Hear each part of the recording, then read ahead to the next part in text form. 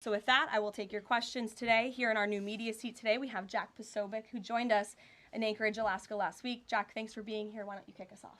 Caroline, thanks so much. So a couple of questions regarding the status of these peace talks. Obviously, we saw the President and President Putin there in Anchorage. We saw the world leaders here yesterday with this summit. We've heard phrases like coalition of the willing. We've also heard Article 5-like guarantees.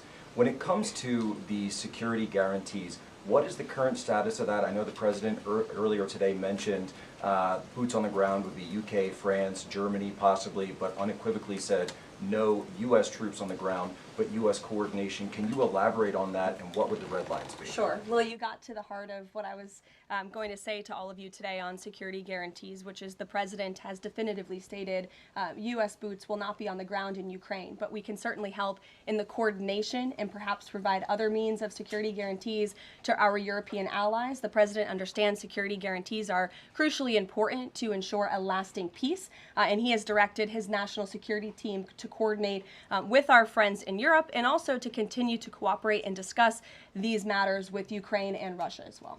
Caroline, now have the Russians responded at all? I know we spoke with President Putin last night. What has been their response? Because we've heard some reports from the Kremlin and others saying they're unequivocally against NATO troops on the ground. Well, look, the President continues to have these conversations with both leaders. Those conversations took place in Anchorage, Alaska, again yesterday with the Europeans and President Zelensky, and he has directed his team to come up with a framework for these security guarantees that can be acceptable to help ensure a lasting peace and end this war. And then just last question real quick on this.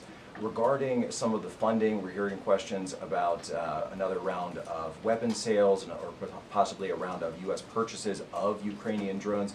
Will that money be funded by the U.S. taxpayers? Are we finally going to see an end to the U.S. taxpayer-funded, seemingly endless mandate for these foreign wars? Well, the President is very sensitive to the needs of the American taxpayer, and immediately upon entering office back in January, he made it very clear that we're not going to continue writing blank checks to fund a war very far away, which is why he came up with the very creative solution to have NATO purchase American weaponry because it is the best in the world, and then to backfill the needs of the Ukrainian army and the Ukrainian people and their military. So that's the solution the President has came up with. We'll continue to see that forward. As for any additional sales, I'll have to defer you to the Department of Defense. Thanks so much. Thanks, Jack. Kelly.